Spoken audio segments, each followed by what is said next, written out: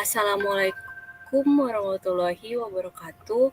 Kami dari kelompok 6 ingin mempresentasikan materi bab ketiga dari mata kuliah teori akuntansi. Sebelumnya, izinkan kami untuk memperkenalkan diri. Saya Dewi Yulia Biranpasana dengan NIM 2019-12-11-032. Selanjutnya, Saya Syafa Alifia Jani dengan NIM 2019-12-11-034 dan yang terakhir. Dan saya Rudi Perdana dengan NIM 2019-12-11-022. bentar saya share screen ya.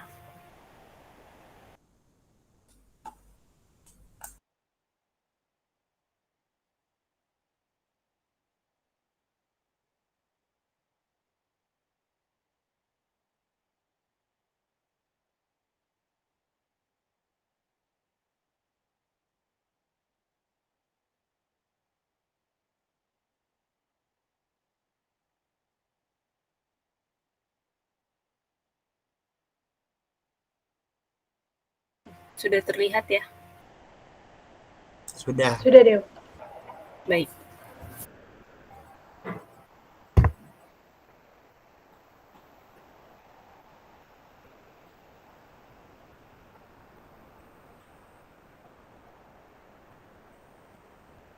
Selamat malam Pak Sparta, selamat malam teman-teman semuanya.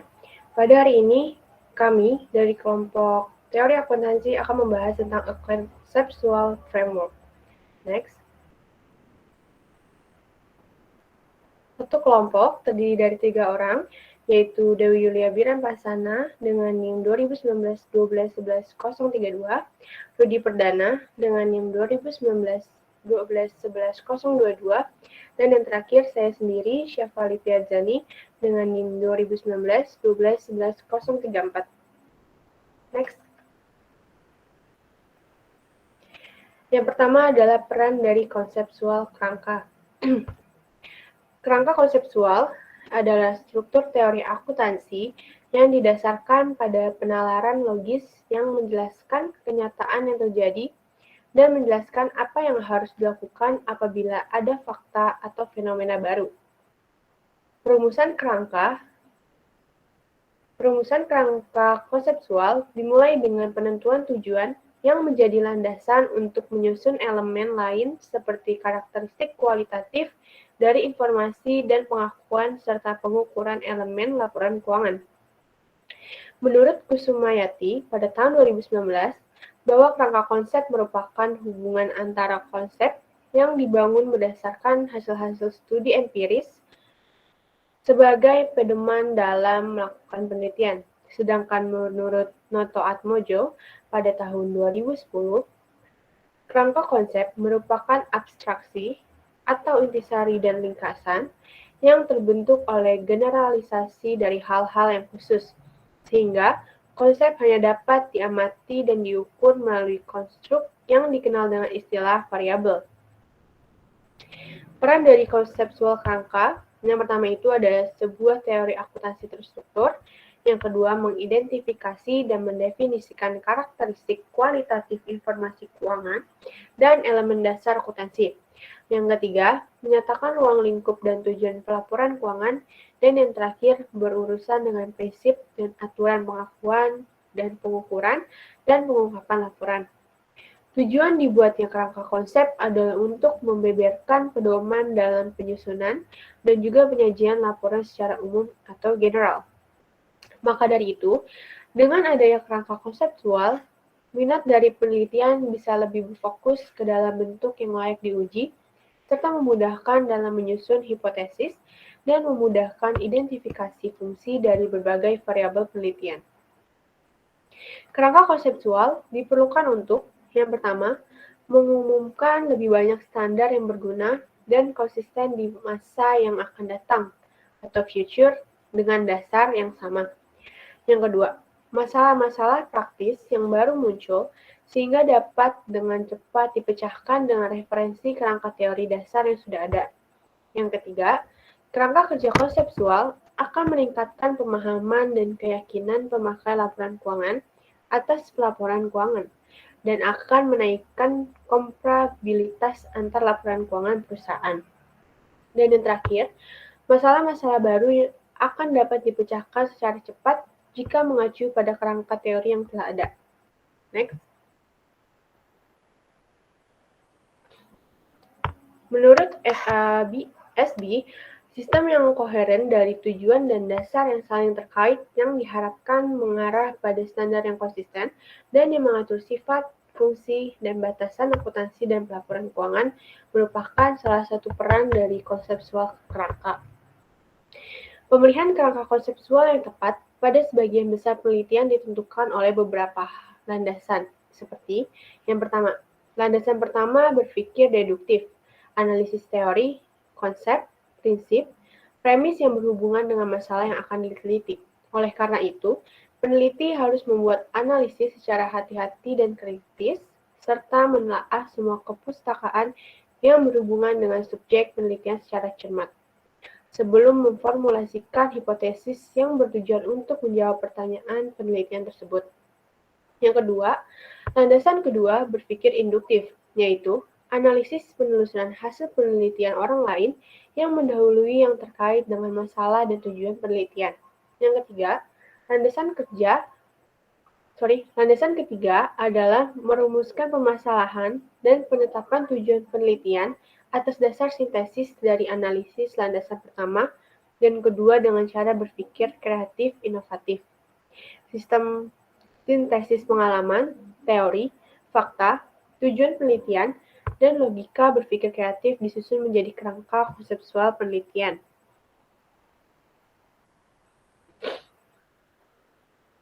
Ada semacam asas dalam pembuatan kerangka pikir atau kerangka konseptual, yaitu untuk pendidikan sarjana.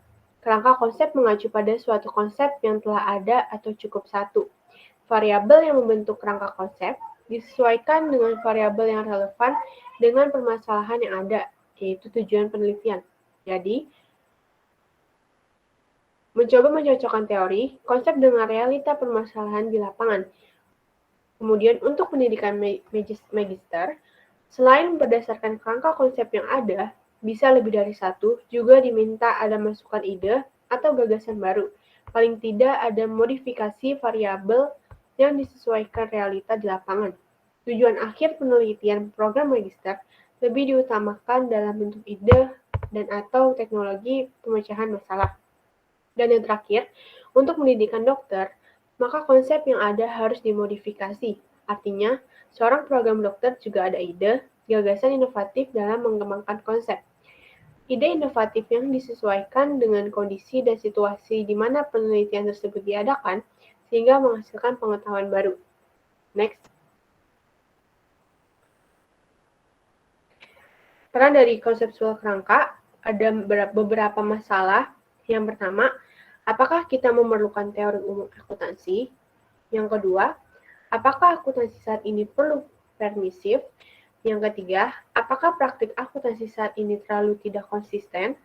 Dan yang terakhir, apakah ada terlalu banyak campur tangan politik dalam netralitas laporan akuntansi? Next. Nah, ada beberapa manfaat menjawab dari pertanyaan sebelumnya. Yang pertama, persyaratan pelaporan yang konsisten dan logis. Yang kedua, kepatuhan yang lebih besar. Yang ketiga, akuntabilitas yang ditingkatkan. Yang keempat, lebih sedikit standar spesifik. Yang kelima, pemahaman yang ditingkatkan tentang persyaratan pelaporan. Dan yang terakhir, pengaturan standar yang lebih ekonomis. Next. Tujuan dari konseptual kerangka kerja. Pelaporan keuangan harus memberikan informasi yang berguna bagi investor dan kreditur saat ini. Kemudian, calon investor dan kreditur serta pengguna lain dalam membuat keputusan investasi, kredit, dan keputusan serupa yang rasional. Next. Masih tujuan konseptual kerangka kerja, informasi seharusnya yang pertama berguna dalam membuat keputusan ekonomi, yang kedua berguna dalam menilai prospek arus kas, yang ketiga tentang sumber daya perusahaan, klaim atas sumber daya tersebut, dan perubahan di dalamnya. Tujuan dasar kerangka kerja konseptual. Tujuan pelaporan keuangan, Objective of Financial Reporting, adalah untuk menyediakan informasi sebagai berikut.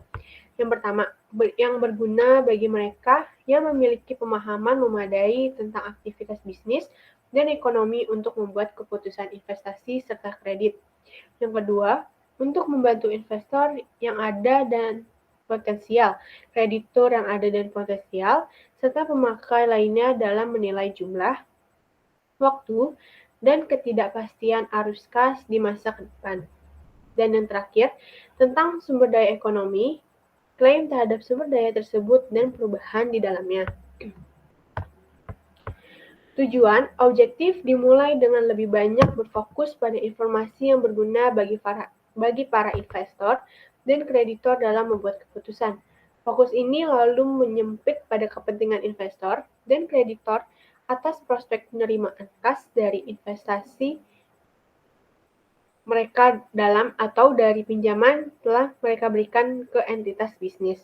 Pada akhirnya, tujuan berfokus pada laporan keuangan yang menyediakan informasi yang berguna untuk menilai prospek arus kas yang akan diterima entitas bisnis, yaitu arus kas yang menjadi harapan investor dan para kreditor. Pendekatan ini dikenal sebagai kegunaan keputusan atau decision usefulness. Kemudian, dalam menyediakan informasi kepada pemakai laporan keuangan, profesi akuntan mengandalkan laporan keuangan bertujuan umum atau General Purpose Financial Statement, yaitu menyediakan informasi paling bermanfaat dengan biaya minimal kepada berbagai kelompok pemakai atau user dan konsumen. Next.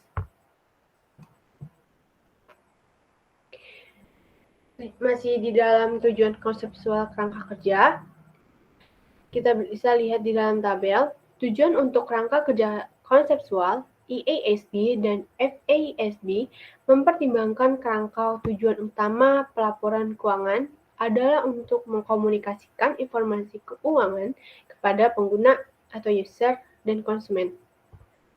Informasi tersebut akan dipilih salah satu dasar kegunaannya dalam proses pengambilan keputusan ekonomi. Tujuan ini terlihat ingin dicapai akan pelaporan, yaitu terdapat 3. Yang pertama, berguna dalam pengambilan keputusan ekonomi. Yang kedua, berguna dalam menilai prospek arus kas. Dan yang terakhir, tentang sumber daya perusahaan, klaim terhadap sumber daya dan perubahan di dalamnya.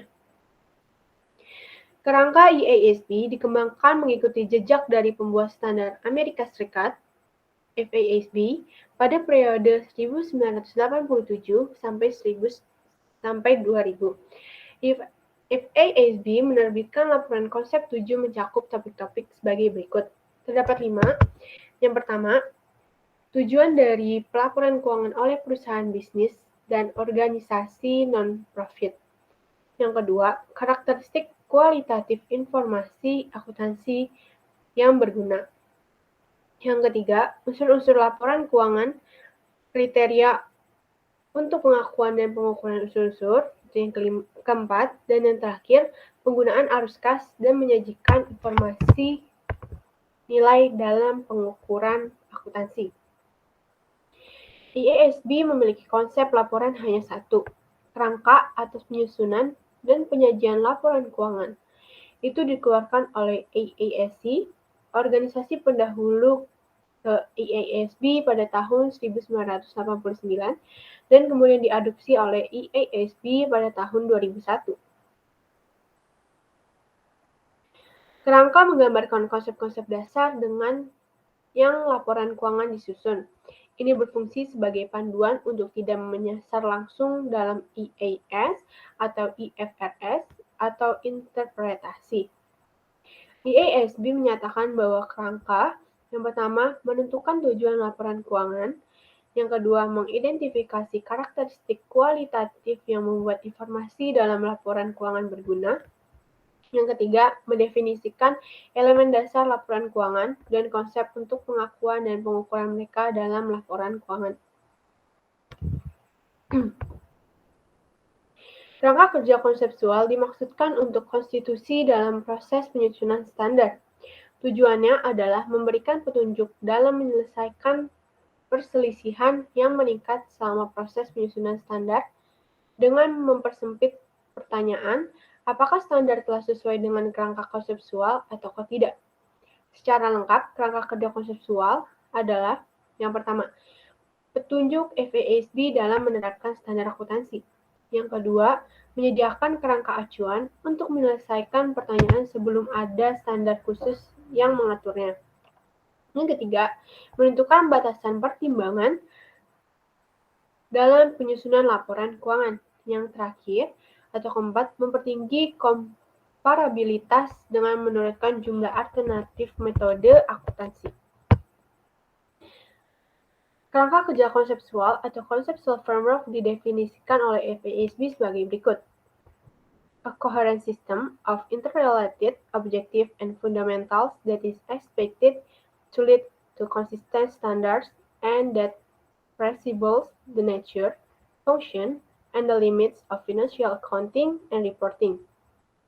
Kerangka kerja konseptual atau conceptual framework adalah suatu sistem koheren yang terdiri dari tujuan dan konsep fundamental yang saling berhubungan, yang menjadi landasan bagi penetapan standar yang konsisten dan penentuan sifat, fungsi, serta batas-batas dari akuntansi keuangan dan laporan keuangan.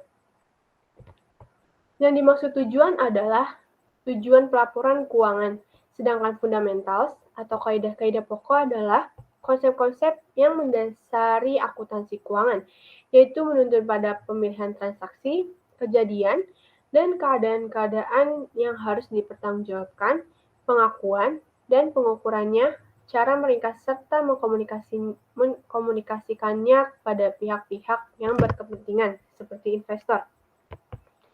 Konsep-konsep yang bersifat pokok atau fundamental artinya bahwa konsep-konsep lainnya mengalir dari konsep-konsep pokok tersebut yang diperlukan sebagai referensi berulang-ulang dalam menetapkan, menafsirkan, dan menetapkan standar akuntansi keuangan dan pelaporan. Next.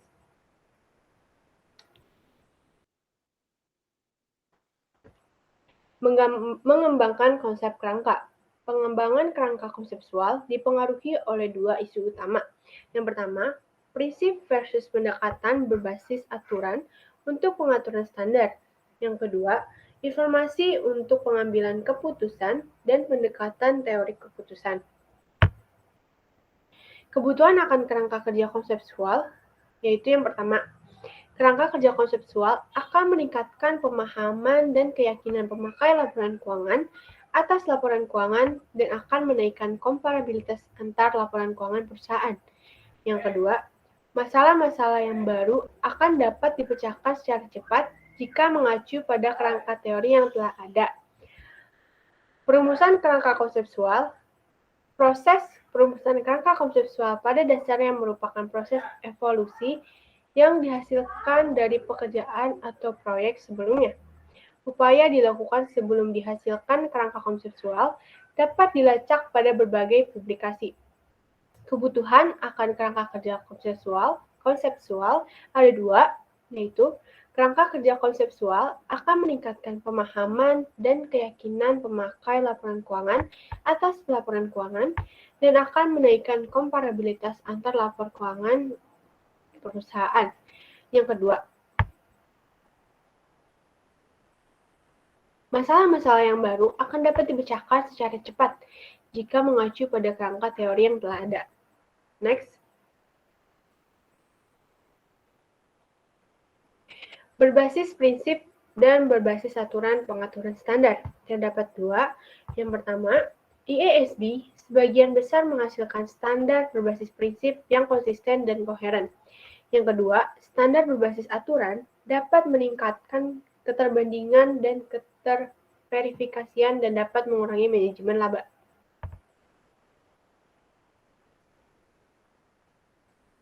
Perkembangan kerangka kerja konseptual. FASB Financial Accounting Standard Board telah menerbitkan 6 Statement of Financial Accounting Concept yang berhubungan dengan pelaporan keuangan entitas bisnis, yaitu FAC nomor 1, Objective of Financial Reporting by Business Enterprise, yang menyajikan tujuan dan sasaran akuntansi. Yang kedua is FAC number 2, Qualitative Characteristic of Accounting Information, yang menjelaskan karakteristik yang membuat informasi akuntansi bermanfaat. Yang ketiga, is AAC number 3, Element of Financial Statement of Business Enterprise, yang memberikan definisi dari pos-pos yang terdapat dalam laporan keuangan, seperti aktiva, kewajiban atau liabilitas, pendapatan, dan beban. Is AFC number 4, Recognition and Measurement in Financial Statement of Business Enterprise, yang menetapkan kriteria pengakuan dan pengukuran fundamental serta pedoman tentang informasi. Selanjutnya, SFAC number 5, Element of Financial Statement, yang menggantikan SFAC number 3 dan memperluas AFAC number 3 dengan memasukkan organisasi-organisasi nirlaba. Dan yang terakhir, AFC number 6, Using Cash Flow Information and Present Value in Accounting Measurements, yang memberikan kerangka kerja bagi pemakai arus kas masa depan yang diharapkan dan nilai sekarang atau present value sebagai dasar pengukuran. Sebetulnya prinsip-prinsip dasar akuntansi telah kita pelajari, tapi saya akan membahas lebih lanjut. Prinsip-prinsip dasar akuntansi yang pertama, biaya historis atau historical cost. GAAP mewajibkan sebagian besar aktiva dan kewajiban diperlakukan dan dilaporkan berdasarkan harga akuisisi. Cost atau kas atau harga memiliki keunggulan yang penting dibandingkan penilaian yang lainnya, yaitu dapat diandalkan. Yang kedua, pengakuan pendapatan. Pendapatan umumnya diakui jika 1.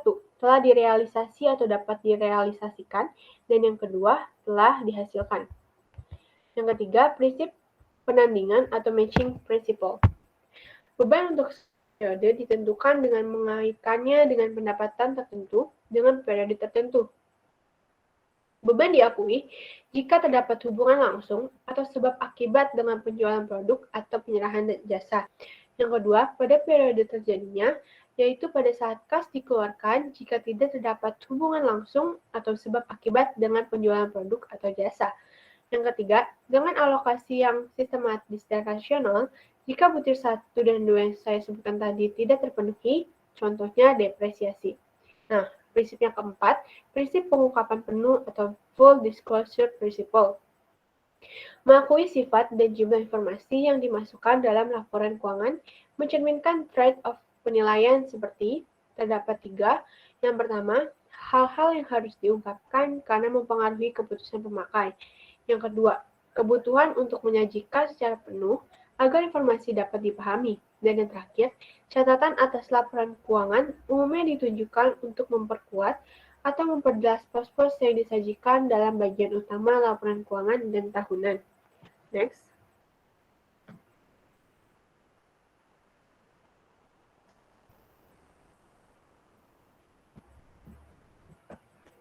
Next. Selanjutnya akan dibahas oleh Dewi Yulia.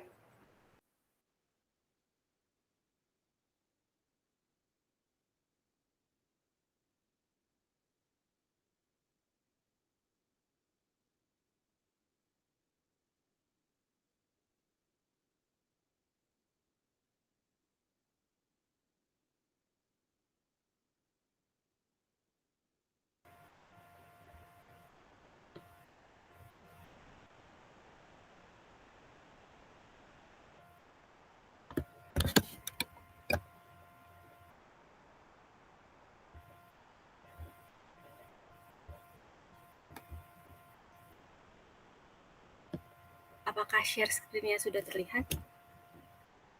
Sudah terlihat, Dewi. Baik, saya akan melanjutkan apa yang telah dijelaskan oleh Syafa. Yang keempat, standar FASB secara tradisional berbasis aturan. Kemudian, penekanan sekarang diberikan kepada prinsip. Yang terakhir, tepat waktu mengingat program dari konvergensi IASB ataupun FASB. Selanjutnya, kita akan masuk ke informasi untuk pengambilan keputusan dan pendekatan teori keputusan.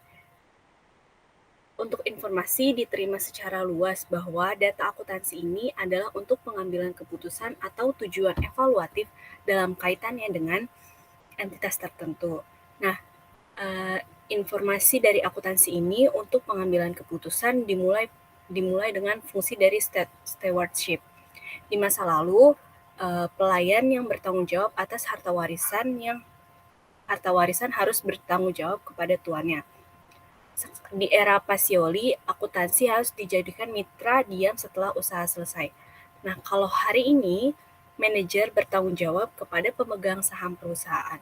Mereka yang akan memasuk modal ke bisnis dan ingin tahu apa nih yang telah dilakukan oleh para pengurus ataupun manajer dengan sumber daya ekonomi yang dipercayakan kepada mereka.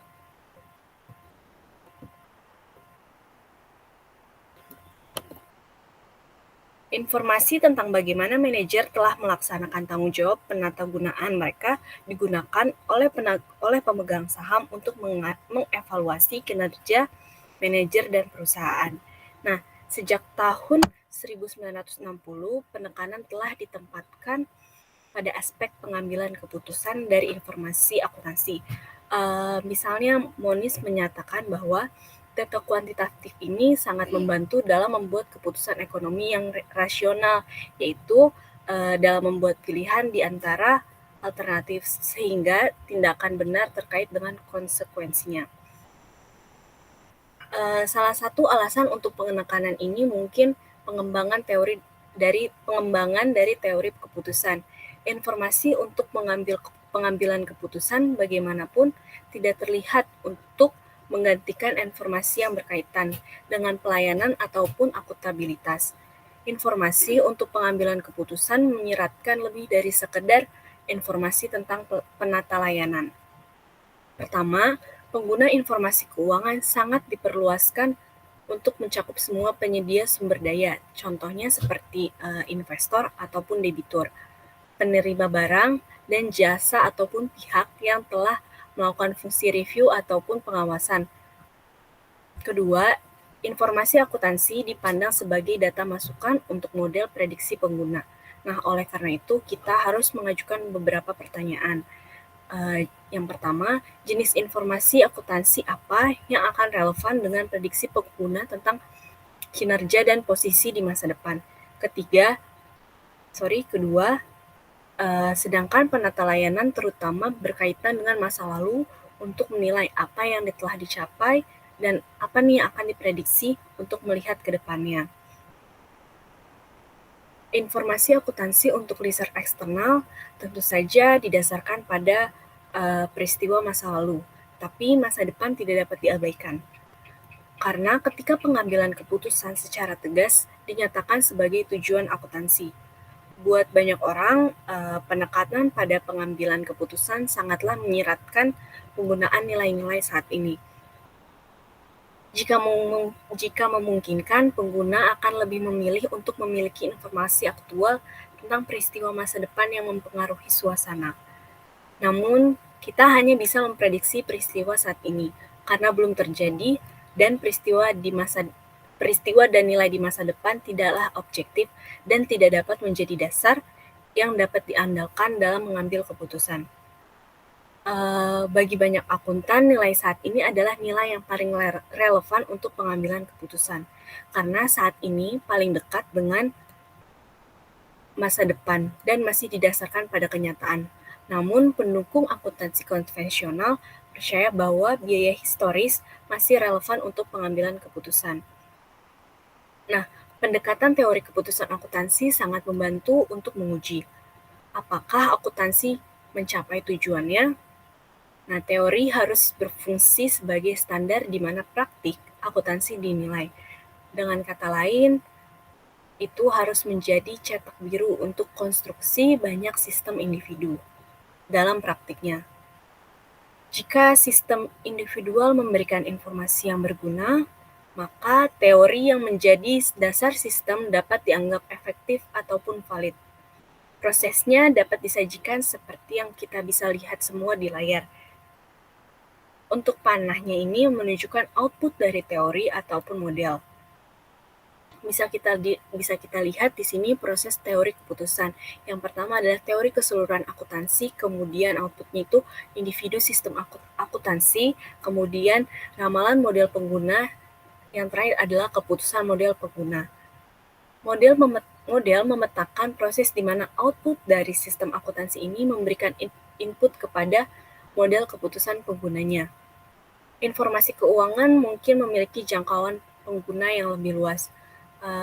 Contohnya, kerangka IASB mencakup investor, karyawan, pemberi pinjaman, pemasok, dan kreditur perdagangan, pelanggan, pemerintah, dan lembaga mereka, dan masyarakat sebagai pengguna potensial. Kerangka yang lebih lanjutnya lagi menyatakan bahwa pengguna memiliki kebutuhan informasi yang berbeda. Beberapa di antaranya akan dipenuhi oleh informasi akuntansi. Jadi, ketika kita mengevaluasi output dari sistem informasi, kita harus mempertimbangkan sejauh mana informasi berguna untuk berbagai pengambilan keputusan.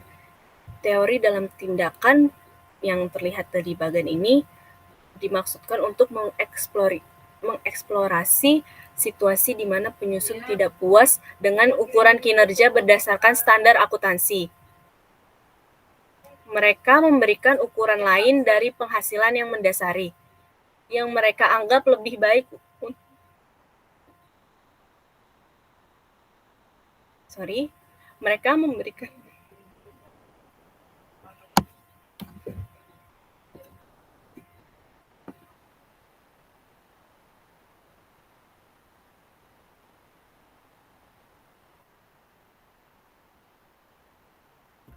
mereka memberikan ukuran lain yang mereka anggap lebih baik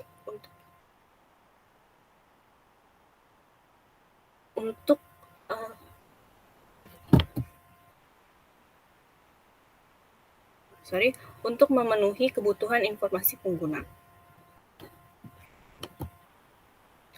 Kemudian kita akan masuk di perkembangan internasional dari IASB dan FASB konseptual kerangka. Di tahun 2004, FASB dan IASB setuju untuk melakukan proyek bersama untuk mengembangkan kerangka kerja konseptual umum yang ditingkatkan.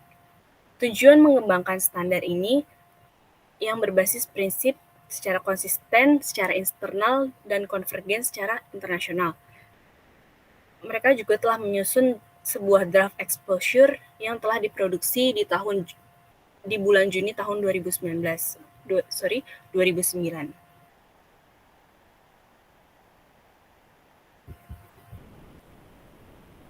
Nah, penetapan standar berdasarkan prinsip dan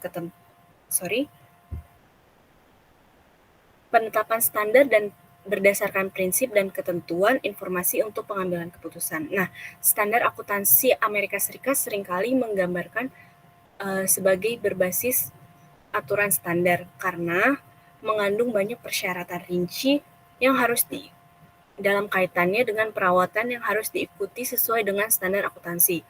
Penelitian merekomendasikan bahwa standar akuntansi dikembangkan untuk menggunakan pendekatan berbasis prinsip dan standar yang harus memiliki karakteristik sebagai berikut.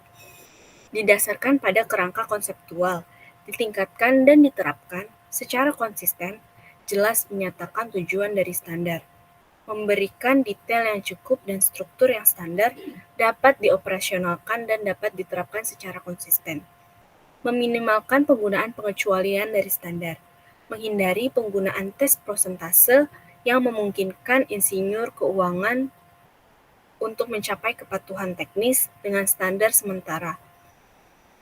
Menghindari maksud dari standar yaitu memiliki tujuan dan karakteristik yang kualitatif.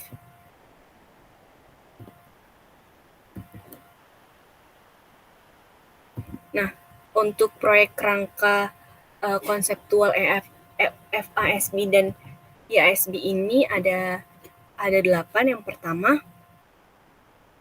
tujuan dan karakteristik kualitatif. Kemudian untuk topik yang kedua, elemen dan pengakuan. Untuk topik yang ketiga adalah pengukuran. Untuk topik yang keempat adalah pelaporan badan usaha. Untuk topik yang kelima, Menyajikan dan pengungkapan. Untuk topik yang keenam, tujuan dan status kerangka konseptual.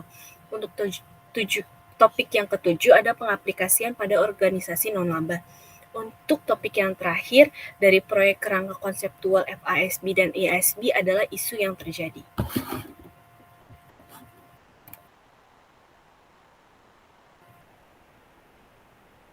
Kemudian, Edi memiliki beberapa area kontroversial. Yang pertama, badan versus kepemilikan perspektif.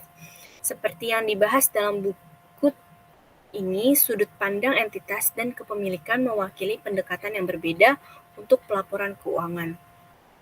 Bors mengajukan bahwa laporan keuangan harus disiapkan dari perspektif entitas lebih karena perspektif pemilik atau kelas ditentukan dari pemiliknya. Kemudian, perspektif yang diadopsi ini penting karena mempengaruhi pekerjaan dalam fase D. Pelapor di mana sudut pandang alternatif yang sedang dibahas. Kemudian yang kedua, grup pengguna utama. Board mengusulkan bahwa kelompok pengguna utama untuk pelaporan keuangan bertujuan umum dan menyediakan model potensial. Sebagian besar responden setuju dengan pendekatan Board yang hadir sebagai penyedia modal dan potensi entitas adalah kelompok pengguna utama. Namun, tercatat bahwa memiliki kelompok utama yang beragam bisa menyederhanakan hubungan antara entitas dan responden user. Individu lain prihatin tentang fokus pada kelompok pengguna dan efek ini bisa saja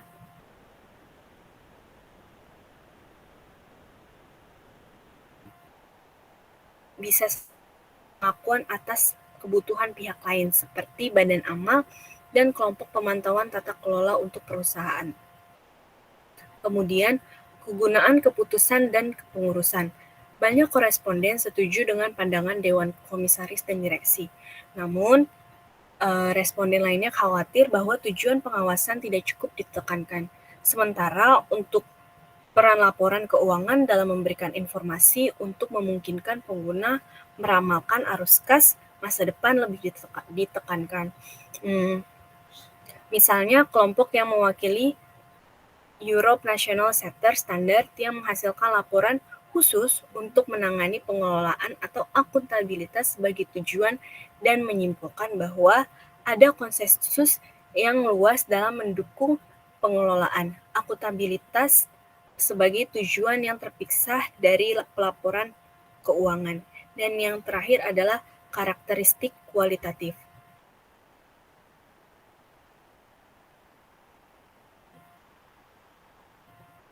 Karakteristik kualitatif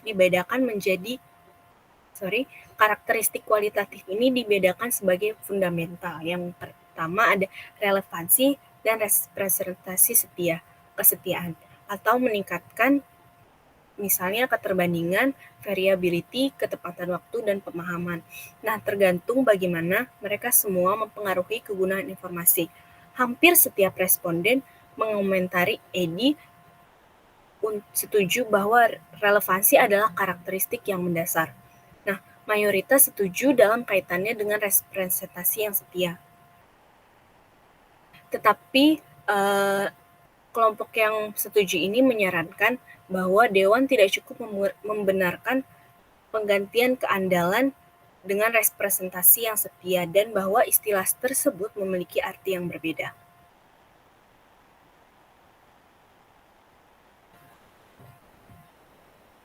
Whittington mencatat bahwa kerangka yang pada tahun 1989 memungkinkan untuk trade-off antara relevansi dan keandalan, tetapi Edi gagal untuk mengakui bahwa relevansi dan representasi setia tidak adalah sifat yang relatif dan tidak mutlak dari informasi akuntansi.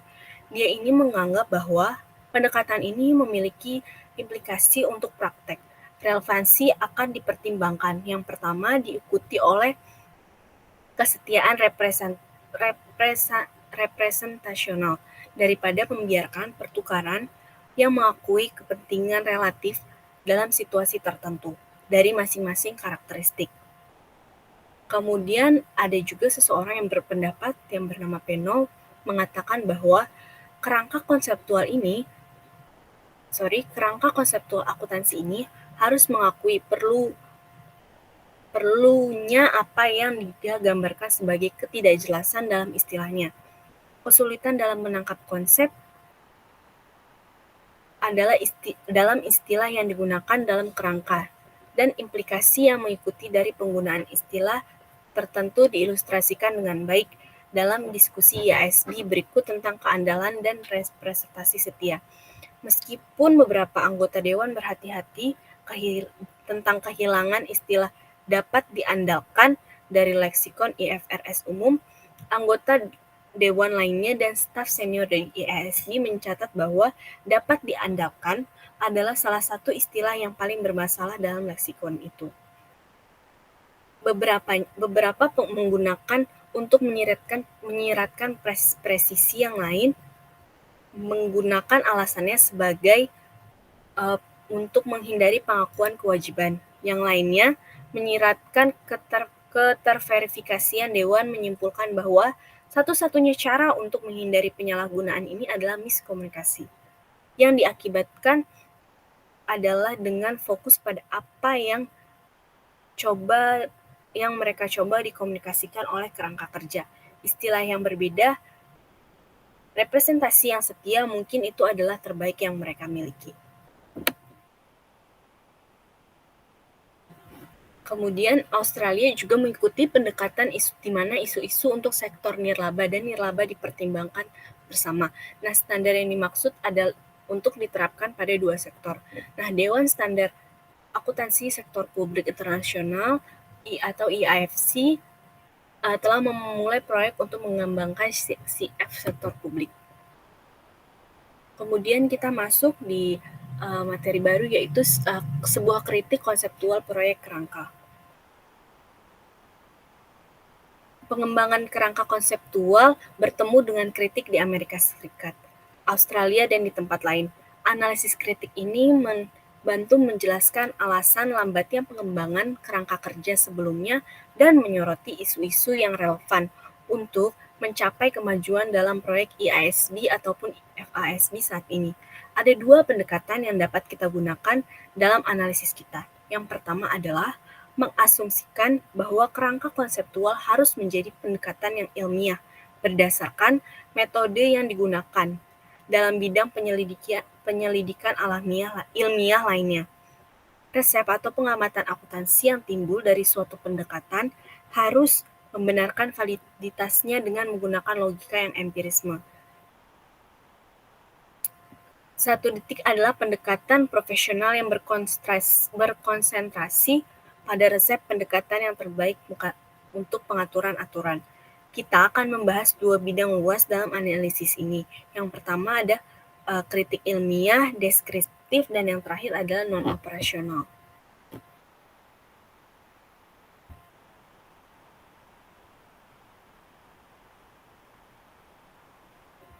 Nah, kritik ilmiah ini bersifat menentukan. Kemudian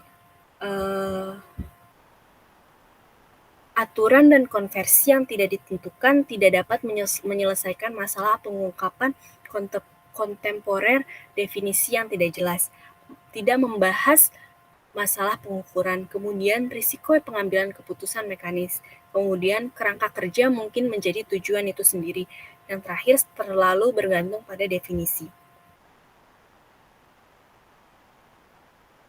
Nah, yang seperti tadi sempat saya jelaskan, dua pendekatan yang kita gunakan ini adalah kerangka konseptual seharusnya merupakan pendekatan ilmiah yang mampu membenarkan observasi berdasarkan logika dan bukti empiris. Pendekatan yang dipusatkan pada pemilihan tindakan yang dianggap paling baik berdasarkan nilai-nilai profesional. Nah, dalam proyek kerangka konseptual FASB itu adalah isu-isu penting dan dari pengakuan dan pengukuran yang pertikaian muncul. Pada nomor 5 SAFC, pengukuran dan masalah pengakuan dirilis pada tahun 1984. Pada dasarnya adalah deskripsi dari unsur-unsur laporan akuntansi berdasarkan pengamatan praktek saat ini. Pada saat SAFC 5 dikeluarkan, pendekatan Dewan telah menjadi hampir sama sekali deskriptif, seperti filsafat evolusi series yang melihat konsep sebagai yang sisa dari progres pengaturan standar bertentangan langsung dengan tujuan kerangka konsep. FASD juga membantu dalam menyelesaikan pengukuran masa kini dan masalah pengungkapan, didukung dengan pernyataan yang pertama, definisi kewajiban tidak begitu umum, bahwa kita tidak dapat memprediksi posisi Dewan pada pajak tangguhan.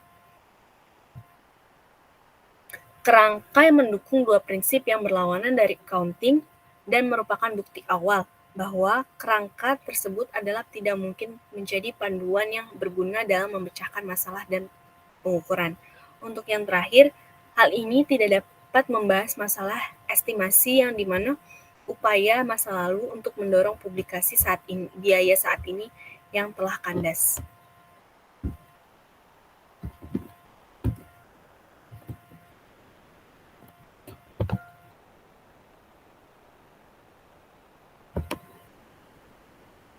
Selanjutnya akan dilanjutkan oleh Rudi Perdana.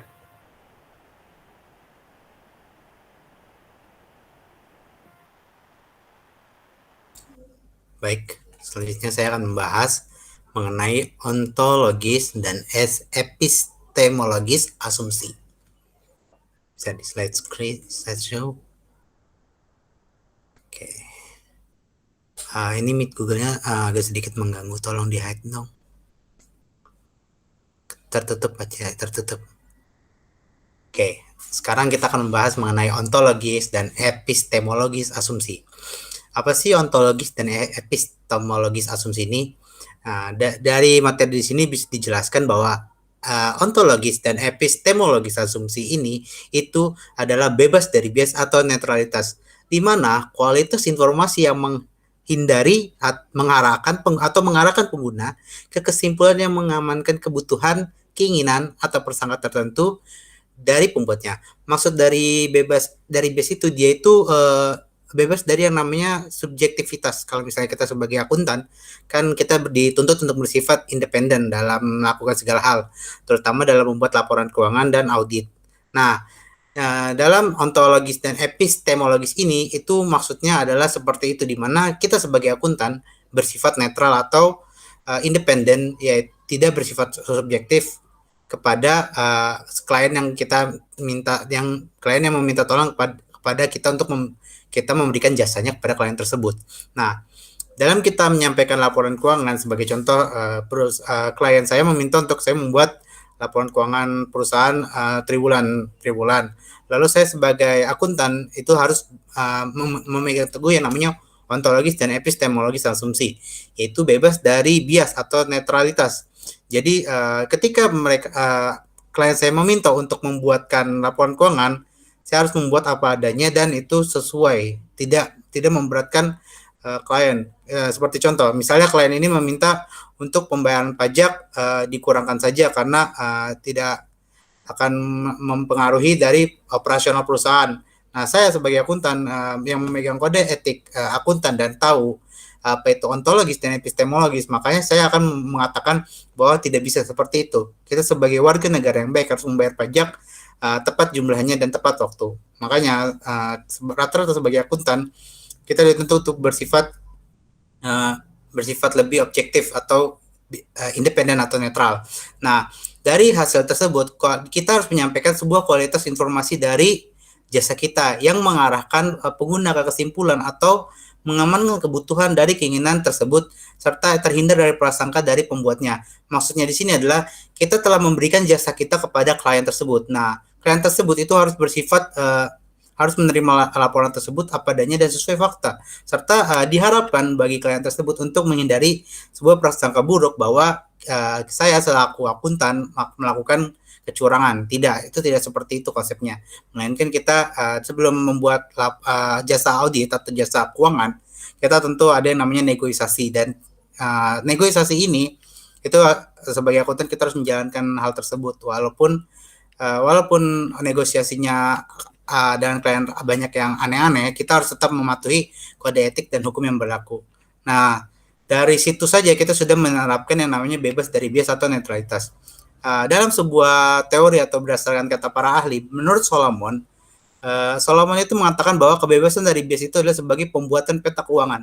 Maksud dari kebebasan dari bias itu sebagai pembuatan peta keuangan itu adalah dengan kitanya terhindar dari yang namanya subjektivitas atau kita menerapkan netralitas, berarti kita bisa menyatakan keuangan kita dengan baik dan benar dan sesuai dengan prosedurnya. Sebagai contoh, kita diminta untuk membuat laporan keuangan yang sebagaimana kita tahu otomatis yang pertama kali kita pikirkan adalah memeriksa jurnal. Lalu selanjutnya kita mempostingkan ke buku besar, selanjutnya membuat ke trial balance. Lalu setelah kita membuat trial balance, kita buat jurnal-jurnal penyesuaian sesuai dengan data-data transaksi yang ada. Setelah kita menyesuaikan jurnal penyesuaian, kita akan membuat yang namanya buku besar penyesuaian. Dan seterusnya sampai akhirnya akan menciptakan laporan keuangan dan laporan laba rugi perusahaan. Nah, dengan sifat saya yang sebagai netralitas atau penganut ontologis dan epistemologis, berarti saya sudah membuat peta keuangan tersebut dengan benar dan tanpa adanya subjektivitas. Bisa disebut sebagai laporan keuangan dengan kebersihan yang wajar tanpa pengecualian. Itu sebagai salah satu contoh ilustrasi bagaimana Solomon menyampaikan teorinya. Lalu menurut Feyerabend di sini menyatakan bahwa kebenaran ilmiah itu tidak mutlak. Maksud dari kebenaran ilmiah itu tidak mutlak itu adalah dari sebuah kebenaran ilmiah itu dia bisa dikalkulasi lagi dan dites lagi apakah ini benar atau tidak. Nah, jadi tidak semua kebenaran ilmiah itu mutlak. Sebagai contoh, laporan keuangan. Laporan keuangan itu kan kalau kita sebut sebagai orang akuntan ilmiah, terbukti dia jelas itu karena sudah ada angka-angkanya. Nah, ketika kita mendapati bahwa ada sesuatu yang tidak sesuai dengan laporan keuangan tersebut, sebagai contoh, kita menggunakan laporan keuangan dengan komparasinya itu adalah trial balance atau neraca saldo. Kita lihat bahwa di buku laporan keuangan ini tidak sesuai dengan laporan saldo trial balance atau neraca saldo. Otomatis kita bisa dong membuat yang namanya percobaan atau yang namanya evaluasi ulang dari laporan keuangan dan trial balance tersebut. Nah, itulah di mana kita harus mencari di mana letak kesalahannya, baru kita perbaiki dari kesalahan tersebut dan jadilah laporan keuangan yang baik dan bersih dengan tanpa pengecualian. Sementara untuk menurut Hines, dia mengklaim bahwa akuntansi arus utama itu diterima begitu saja. Mengapa demikian? Karena akuntansi di arus utama itu adalah suatu ilmu pengetahuan di mana saat kita menerima sebuah ilmu, kita harus menerima dulu, baru kita mengadakan yang namanya uji coba. Dengan adanya uji coba, kita bisa tahu bahwa ini ternyata benar loh ilmu pengetahuannya seperti ini. Sebagai contoh, dari pengujian laporan keuangan, kita diberikan pengetahuan dari kampus bahwa mengatakan laporan keuangan tuh formatnya seperti ini. Lalu kita mulai berlatih diri dengan soal apakah benar laporan keuangan itu formatnya seperti ini. Nah, dari hasil latihan soal itu, kita dapat mengetahui bahwa dengan kita sudah menerima ilmu dari yang namanya format laporan keuangan. Hanya saja kita hanya perlu memodifikasi atau kita perlu mempelajarinya, membedah, kalau bahasa ilmiahnya kita membedah laporan keuangan tersebut agar kita bisa dapat yang namanya kebenaran dari suatu ilmu tersebut. Dengan adanya kebenaran dari ilmu tersebut, otomatis berarti apa yang telah kita kerjakan adalah benar dan tidak melanggar yang namanya hukum ataupun kode etika profesi akuntansi. Itu adalah salah satu contohnya dari laporan keuangan. Lalu bagaimana dengan jurnal penyesuaian? Misalnya ada beberapa kasus jurnal penyesuaiannya ada yang kurang. Bagaimana kita melakukan jurnal penyesuaian? Berarti kita harus membuat dong yang namanya jurnal pembalik atau jurnal perbaikan, di mana kita harus jurnal perbaikan, di mana kita harus memperbaiki akun-akun mana saja yang kurang dan kita harus memasukkannya.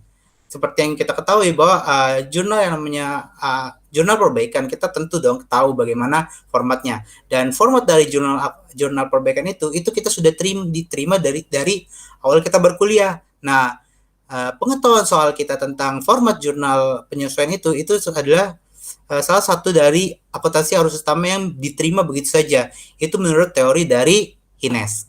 Selanjutnya.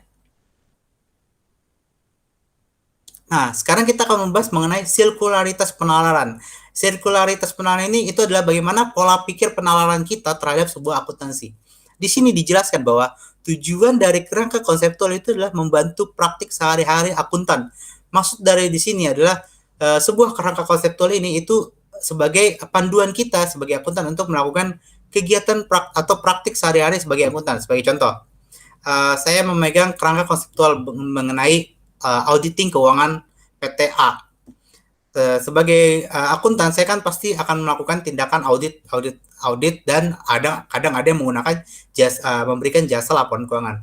Nah, saya sudah memegang yang namanya kerangka konseptual, di mana kita sudah paham bagaimana lapangan itu akan di dalam lapangan itu akan terjadi seperti apa dan bagaimana kita sebagai akuntan mengatasi masalah tersebut. Misalnya dalam suatu contoh laporan keuangan perusahaan PT XYZ, misalnya contohnya dia punya kesalahan dalam audit dan dia butuh bantuan untuk mencari tahu bagaimana audit yang benar dan di mana salahnya dari suatu audit tersebut. Nah, saya sebagai akuntan yang sudah berpengalaman sebagai contohnya, saya tentu sudah memegang namanya kerangka konseptual dari pelatihan saya.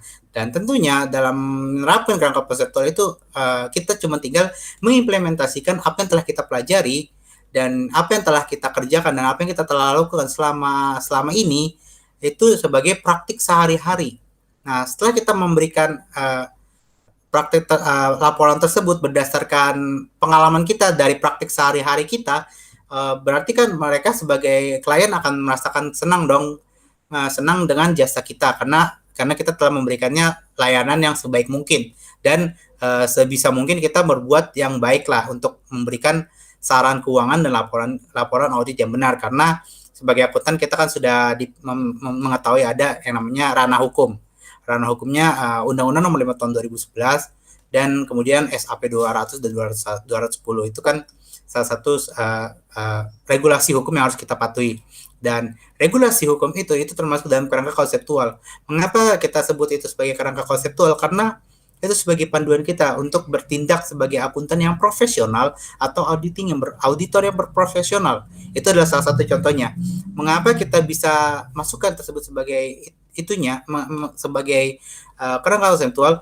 Karena kata kuncinya itu adalah praktik kita sehari-hari. Sehari-hari itu sebagaimana yang kita lakukan dari hari ke hari itu, masalahnya pasti itu aja. Dan kita pasti tahu penyelesaiannya pasti itu dan itu pasti kita akan lakukan dan kita tidak perlu mengubah standar operasional yang kita ketahui. Jadi nggak perlulah kita ubah tersebut kecuali dalam suatu kasus masalah ini terlalu spesial dan kita perlu perhatian khusus nih untuk lebih serius memahami apa yang diminta oleh klien.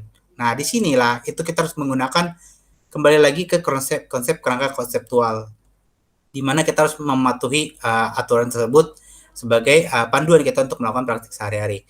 Nah, kemudian di sini dibahaslah yang namanya pandangan yang dangkal, di mana pandangan yang dangkal ini mendeduksi prinsip-prinsip dari teori umum. Nah, maksud dari pandangan yang dangkal ini adalah di mana seseorang itu menutup diri dia untuk mengetahui kebenaran atau mempelajari suatu ilmu dari yang mana itu adalah sifatnya umum. Sebagai contoh, misalnya saya sebagai akuntan milenial dan kemungkinan ada beberapa dari senior saya taunya seperti ini, akuntan seperti ini. Yang kita tahu kan bagaimana ilmu itu mereka selalu berkembang dan berinovasi setiap hari. Mungkin saja di masa yang lalu akuntan senior saya beranggapan bahwa masalah klien seperti ini, penyelesaiannya seperti ini. Namun bagi saya sebenarnya itu menurut saya itu kurang tepat. Karena apa? Karena perubahan ilmu dari yang kita telah pelajari itu berubah terus dan terus berevolusi. Kita tahu bahwa sebenarnya masalah ini bukanlah masalah yang biasa saja. Jadi kita menerapkan yang baiknya ini seperti ini.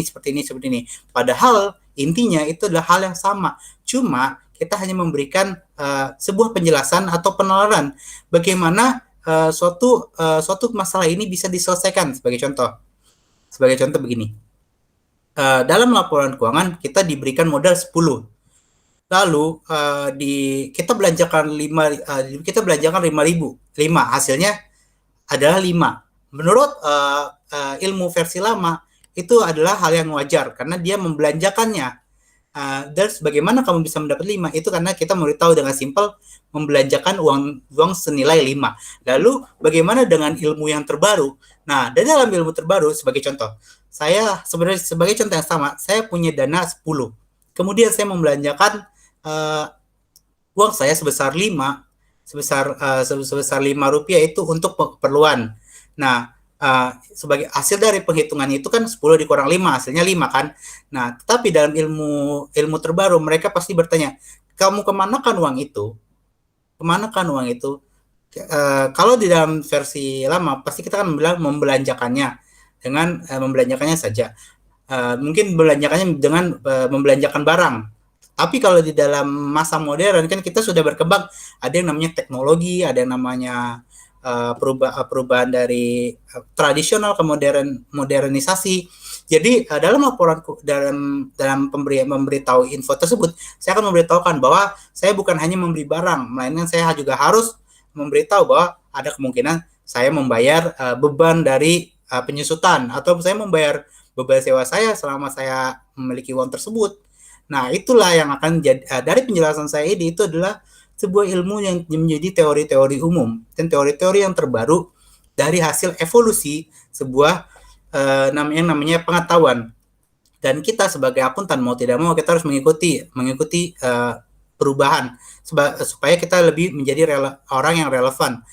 Walaupun kita tahu bahwa standar yang sama kita harus patuhi, yaitu standar akuntansi IFRS, dan itu adalah sebagai paduan kita untuk sebagai paduan kita sehari-hari sesuai dengan di dalam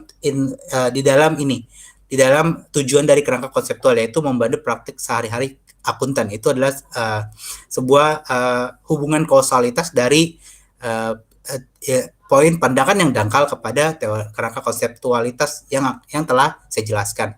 Karena dengan adanya pandangan yang dangkal, kita harus belajar dari teori umum, belajar dari dengan yang baru, dan teori dari yang baru ini kita akan menjadikan itu sebagai kerangka konseptual atau pedoman kita untuk menyelesaikan suatu masalah. Lalu kemudian di sini dibahas juga kerangka kerja yang ada ditandai dengan sirkularitas internal. Jadi dalam suatu chain of command atau yang namanya kita sebut rantai perintah itu pasti ada yang namanya sirkularitas dari internal. Misalnya sebagai contoh, manajer atas meminta manajer menengah untuk menyelesaikan masalah ini. Lalu manajer menengah itu meminta manajer bawah untuk menyelesaikan masalah itu. Nah, setelah dari manajer bawah menyelesaikan masalah itu, dia melaporkannya kepada manajer atas sebagai bukti bahwa itu akan menjadi penyelesaian dari suatu masalah. Lalu kemudian di sini ada yang namanya konsepnya, misalnya pernyataan EASSB nomor 2 yang berisi tentang karakteristik kualitatif sering dinyatakan dalam istilah kualitas lain dan tidak dioperasionalkan. Maksudnya di sini adalah dalam suatu ilmu yang bersifat kualitatif itu sering dinyatakan dalam istilah kualitas lain yang tidak dioperasionalkan. Maksudnya dari kualitas itu dia tidak berubah sama sekali dan itu akan tetap terus sebagai paduan kita, dan ini masih tetap menjadi bagian dari kerangka kausalitas dari tujuan kerangka konseptual, pandangan yang dangkal, kemudian kerangka kerja yang sirkularitasnya internal. Sebagai contoh misalnya dalam suatu kerangka kualitatif kita tahu bahwa akuntansi itu adalah sebuah ilmu atau seni yang mencatat, membahas, menghitung dan melaporkan laporan keuangan kepada pihak internal maupun eksternal untuk pemberian untuk perusahaan agar mereka pihak manajer dapat memberikan pilihan atau membuat keputusan yang tepat agar usahanya maju. Nah, dari awal kita tahu itu adalah sebuah kerangka. Lalu kita harus perlu adanya pembelajaran. Bagaimana kita harus belajar akuntansi dimulai dari beginner, terus kemudian intermediate, lalu terakhir advance dan seterusnya. Kita harus memahami seluk-beluk itu sebagai teori umum bahwa itu kita dapat menutup yang namanya pandangan yang dangkal agar tidak mendeduksi prinsip-prinsip dan teori-teori umum yang telah kita pelajari. Karena dengan adanya pandangan dangkal ini, kita kesannya itu seolah-olah tidak mau menerima yang namanya ilmu-ilmu baru atau pengetahuan-pengetahuan baru yang bersifat umum. Ada beberapa orang yang mungkin tentu mengetahui beberapa pengetahuan umum ini sebenarnya umum dan mereka pasti tahu dong masalah seperti ini. Sebagai contoh, mungkin mereka berpikir air hujan itu datangnya dari langit, itu adalah suatu hal yang umum kan. Tapi ada juga yang berpikiran seperti ini, air hujan jatuh karena cuaca atau udara yang memanas di langit dan kemudian turunlah hujan. Itu adalah teori dari ilmiah. Sementara teori umum kita tahunya hujan itu berasal dari langit yang airnya jatuh ke tanah. Itu seperti teori umum. Nah, itu sebagai contohnya. Lalu sama halnya dengan akuntansi. Akuntansi itu kan menurut mereka paling pembukuan atau pencatatan keuangan. Padahal kita sebagai akuntan yang paham tentang seluk-beluk akuntansi akan memahami bahwa akuntansi itu adalah suatu proses di mana kita membuat sebuah seni atau pencatatan, pelaporan, penghitungan, serta pemberian laporan keuangan atau hasil dari kinerja kita kepada pihak manajer agar pihak manajer memantau hasil dari laporan keuangan mereka dengan acuan supaya mereka bisa membuat keputusan dalam perusahaan mereka agar perusahaan tersebut dapat terus eksis dan bersaing di pasar sektor perdagangan mereka, sektor mereka. Itu sebagai salah satu contohnya. Lalu setelah kita mempelajari dari teori umum itu, kita pelajari yang namanya kerangka konseptual dari ilmu kita. Tadi kita mengambil contoh akuntan dan akuntansi.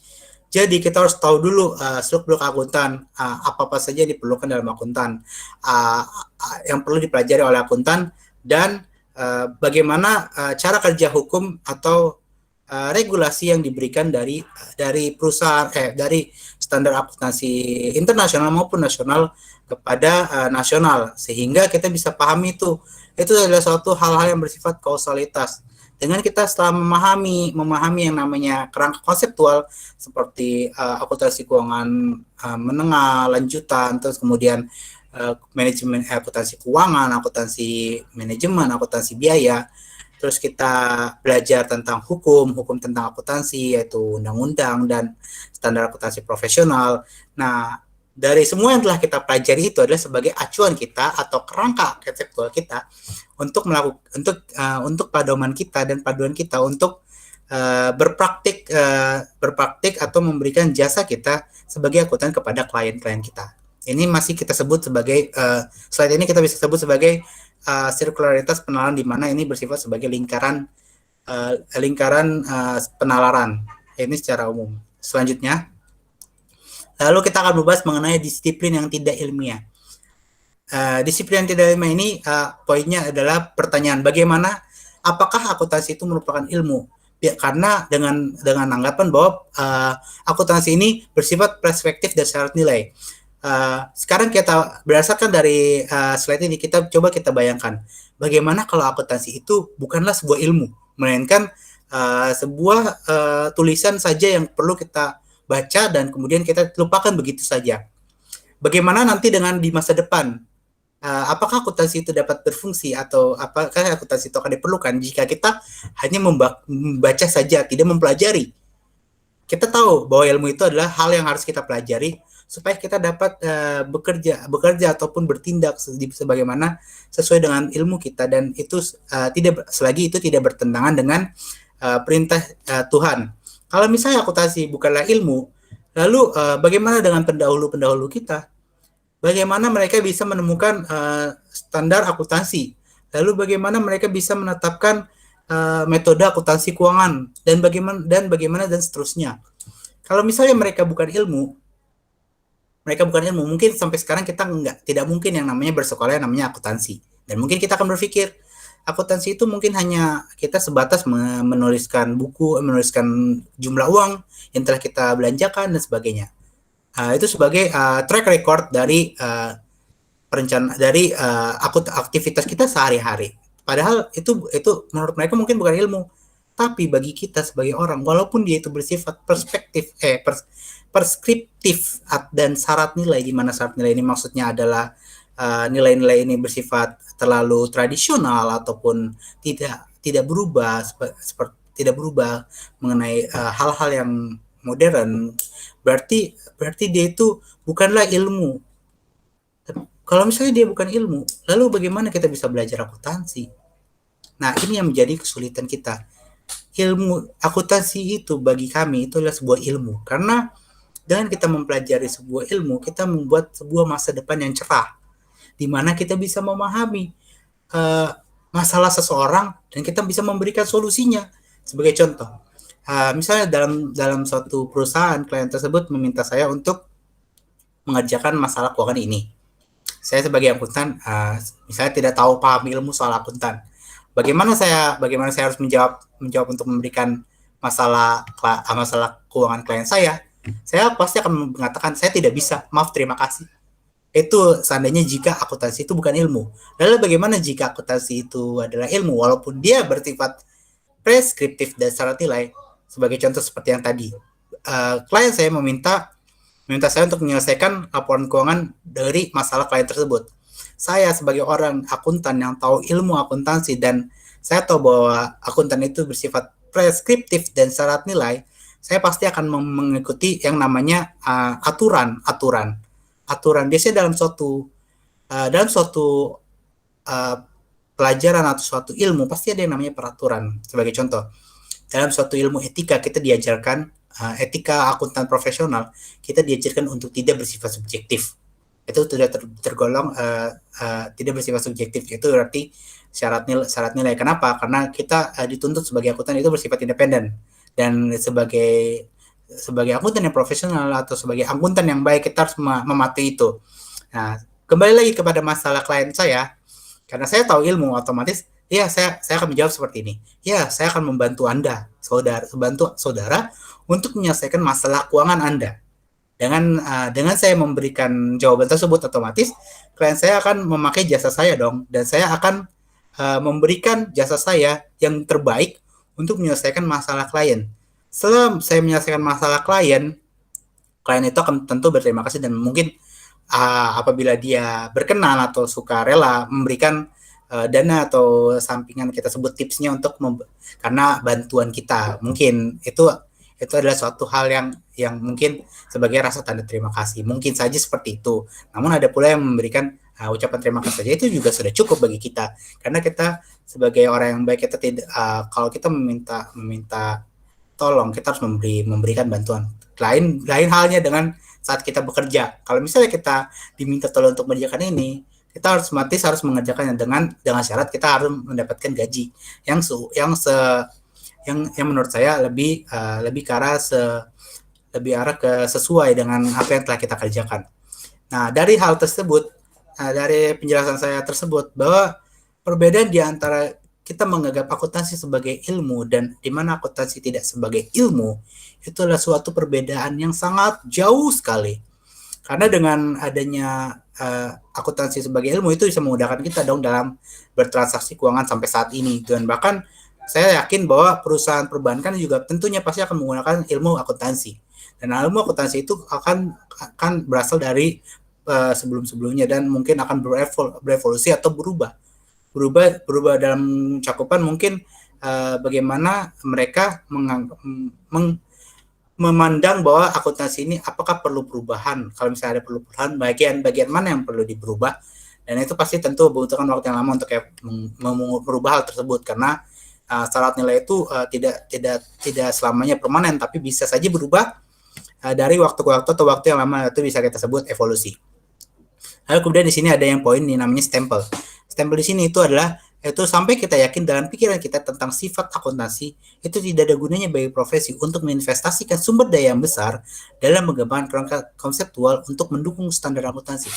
Maksud dari stempel di sini itu kita kalau kita yakin tentang sifat akuntansi yang sebenarnya, maka kita akan berpikir tidak gunanya bagi profesi untuk menginvestasikan sumber daya yang besar dalam mengembangkan kerangka konseptual untuk mendukung standar akuntansi.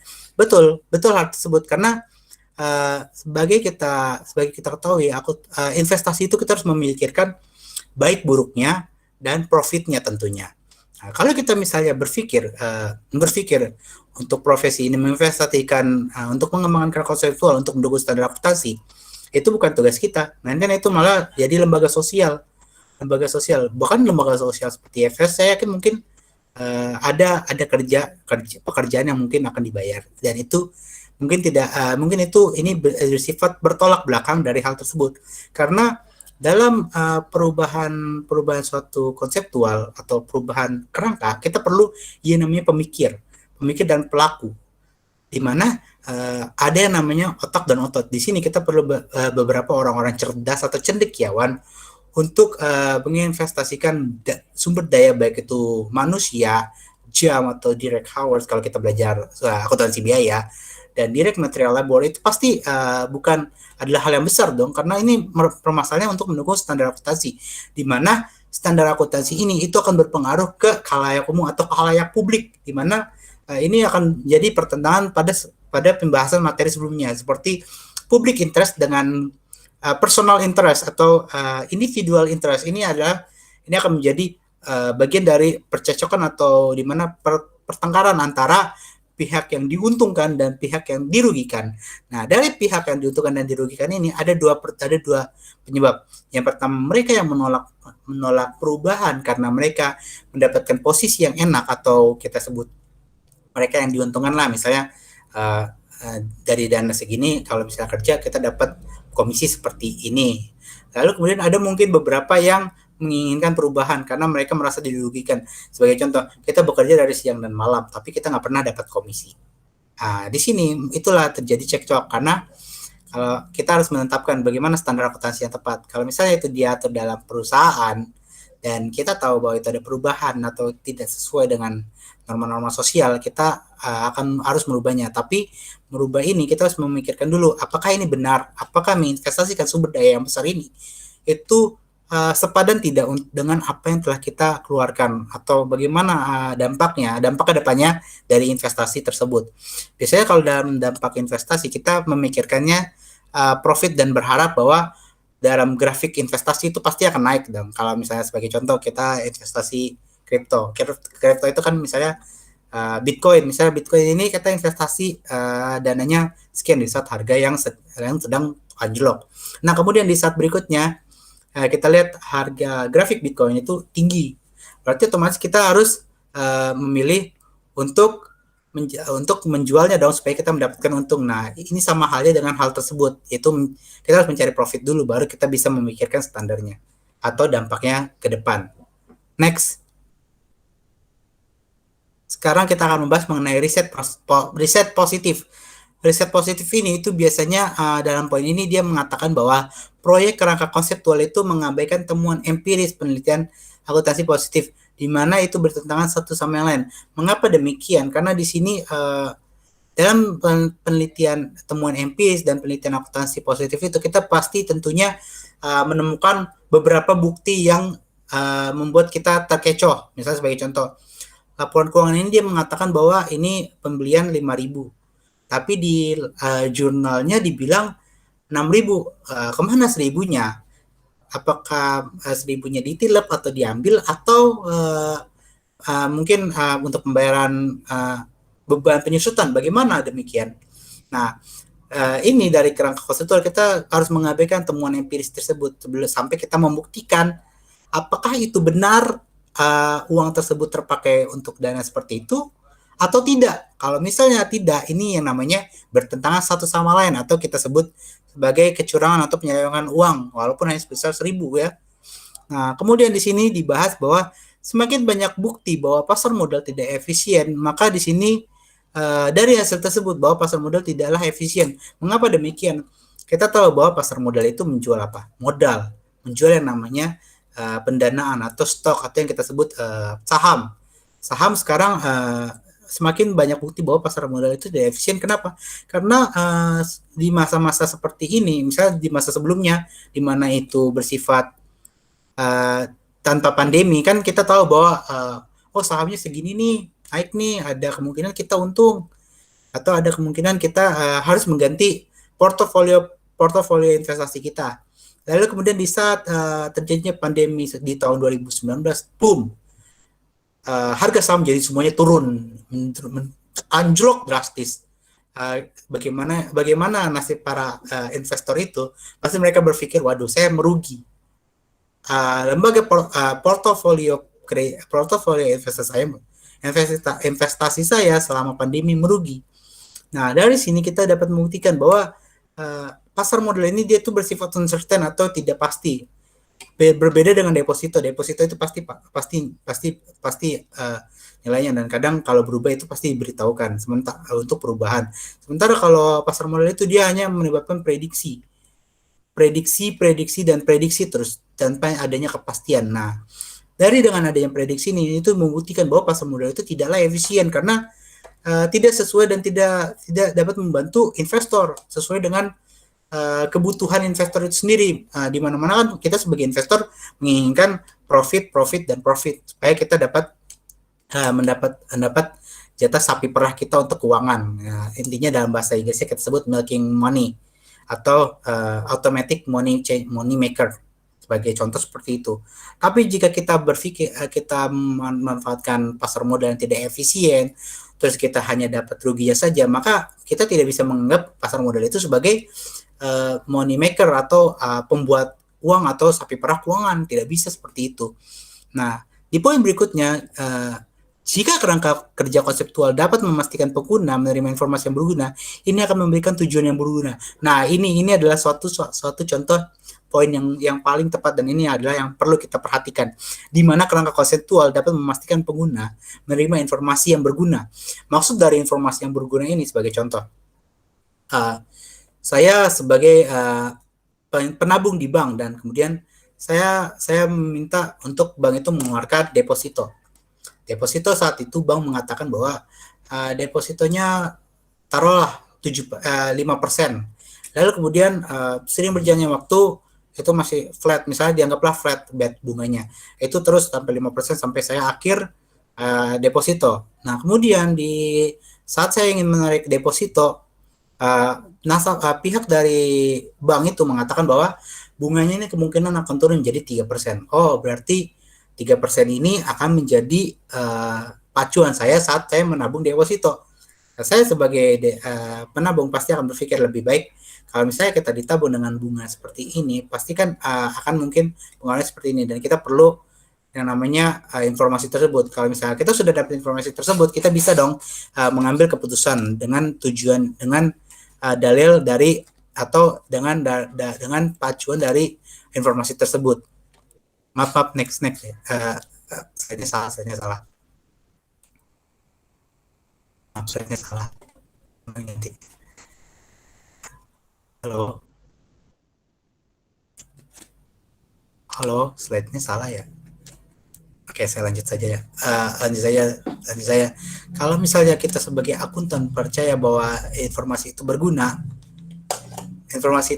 dan itu bermanfaat bagi kita selagi kita mendapatkan untung, mengapa tidak kita ambil saja?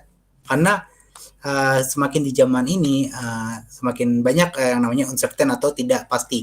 Jadi kita sebagai orang lebih baik mengambil yang pasti-pasti saja, dan mungkin kalau misalnya mengambil resiko, paling resiko terkecil lah supaya dana kita tidak hilang banyak atau merugi yang banyak. Next. Ini benar slide. Next. Sebelumnya. Next.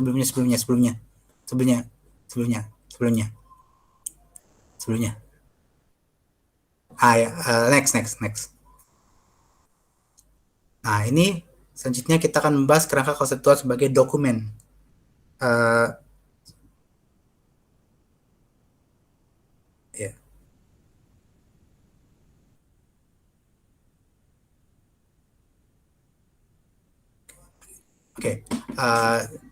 Oke, ini adalah kerangka konseptual, yaitu sebagai dokumen kebijakan, di mana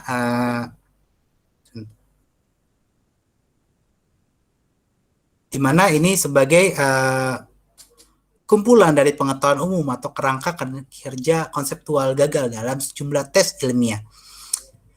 Maksud dari sebuah kumpulan pengetahuan umum ini adalah pengetahuan umum yang kita biasa ketahui melalui dari pelajaran yang telah kita pelajari sehari-hari. Lalu ada konseptual gagal dalam sejumlah tes ilmiah.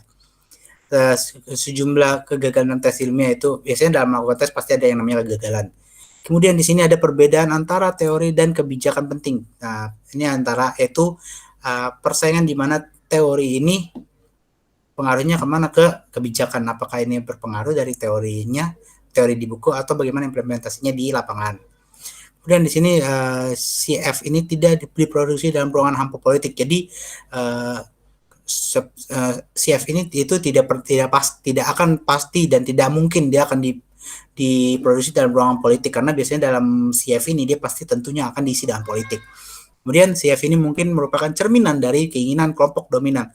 Rata-rata kelompok dominan pasti akan memilih untuk mengambil suara terbanyak, karena negara demokrasi pasti mengambilnya suara terbanyak, sehingga inilah CF ini merupakan cerminan dari keinginan kelompok dominan atau lebih ke arah ke majority person, majority people. Next. Nah, sekarang kita membahas mengenai nilai profesional dan pelestarian diri, di mana pelestarian diri ini dia harus menyeratkan pengejaran kepentingan pribadi. Maksud mengejar kepentingan pribadi itu kita tidak perlu bersifat terlalu mementingkan segalanya. Kadang kita perlu memikirkan diri sendiri dan tidak perlu memaksa di mana kita kalau misalnya sudah capek, kita tidak boleh memaksa diri, karena itu akan menghasilkan hasil yang buruk. Nah, kita perlu melakukan mengetahui diri kita dan memahami diri kita. Kemudian kita harus membahas yang namanya nilai profesional, di mana itu menunjukkan idealisme dan altruisme. Itu idealisme kita sebagai akuntan itu sebagai apa? Sebagai orang yang bermanfaat bagi perusahaan, dan kita harus mematuhi yang namanya regulasi akuntansi atau standar akuntansi. Kemudian gearbot, yaitu di mana kita harus memiliki rasa tanggung jawab pribadi, di mana kita sebagai pekerja kita harus punya tanggung jawab terhadap pekerjaan kita dan apa yang telah kita lakukan. Kita harus bertanggung jawab atas apa yang telah kita lakukan. Lalu Hines mengatakan bahwa legitimasi profesional, maksud dari legitimasi profesional ini, dia ke arah profesionalitas kita sebagai akuntan atau sifat kita sebagai akuntan. Bagaimana, apakah kita akuntan yang profesional dan independen atau bersifat subjektivitas semata. Next. Nah, ini kerangka konseptual untuk standar audit. Kita tahu bahwa audit itu adalah disiplin yang didasarkan pada logika, karena audit ini dia itu lebih ke arah investigasi atau lebih ke arah pemeriksaan laporan keuangan, apakah sesuai dengan apa yang dicatat atau tidak. Itu adalah kita harus berpikir sesuai logika kemana. Misalnya kalau misalnya kita dapat kasus dana tersebut tidak sesuai dengan apa yang ada di jurnal, nah kita harus berpikir logika, ini kemana dananya. Nah, itulah yang harus kita cari tahu. Lalu kemudian di sini ada peran verifikasi tradisional itu telah berkembang menjadi audit resiko bisnis. Kenapa demikian? Karena dengan adanya verifikasi tradisional itu berubah menjadi resiko bisnis kita pasti tentu akan ada, dan itu perlu diaudit, sehingga auditnya sebagai kerangka verifikasi tradisional supaya untuk menghindari resiko bisnis. Next.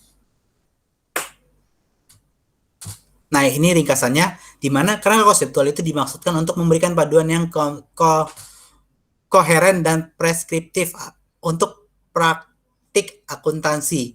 Lalu kemudian jika hal itu efektif, hal itu juga akan menghasilkan komunikasi informasi keuangan yang lebih berguna pada pengguna, dan itu akan bermanfaat bagi pengguna. Serta kemudian adanya pengembangan kerangka konseptual itu pasti telah menjadi proses yang paling panjang dan sangat rumit, karena itu lebih pengaruh kepada standarnya, dan itu perlu pengkajian ulang dan perlu adanya tes ulang, dan itu pasti memakan waktu yang lama serta rumit.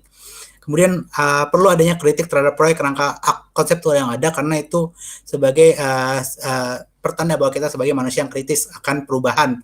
Yang kemudian yang lain itu pasti akan memperdapatkan pentingnya kritik ini, karena mereka pasti akan terus berpikiran bahwa adanya perubahan dari pendapat ini, kita harus memikirkan dan kita harus berdiskusi lebih dalam soal ini. Dan lalu kemudian di dalam audit ini yang telah terjadi, biasanya dalam audit ini telah terjadi pergeseran dari pengujian substantif menuju pedoman resiko bisnis klien, di mana dari pengujian hanya sebatas pengujian semata menjadi bagian dari klien ini untuk memahami bahwa jalan dari bisnis klien ini pasti berliku-liku, dan kita sebagai akuntan untuk membantu mereka supaya bagaimana jalan mereka lebih lancar dan tidak mengenai batu sandungan agar bisnisnya tidak cepat jatuh atau kolaps. Selanjutnya.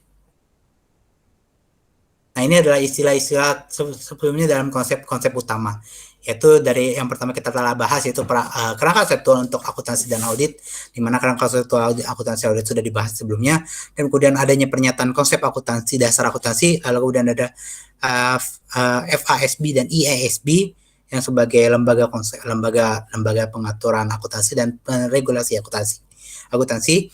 dan pengawas akuntan dan standarnya. Kemudian ini ada standar berbasis prinsip dan berbasis aturan, yang seperti dijelaskan bagaimana prinsip dan aturan itu bekerja.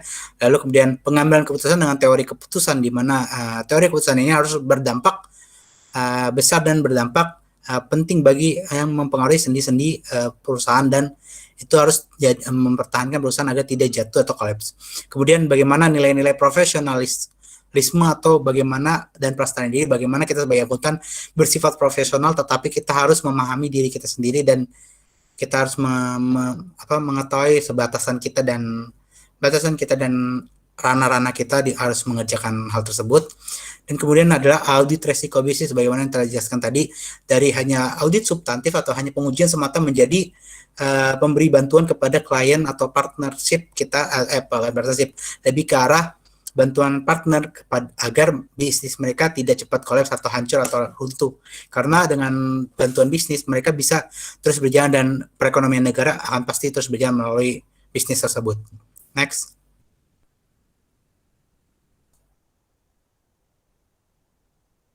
Oke, sekian presentasi dari kelompok kami.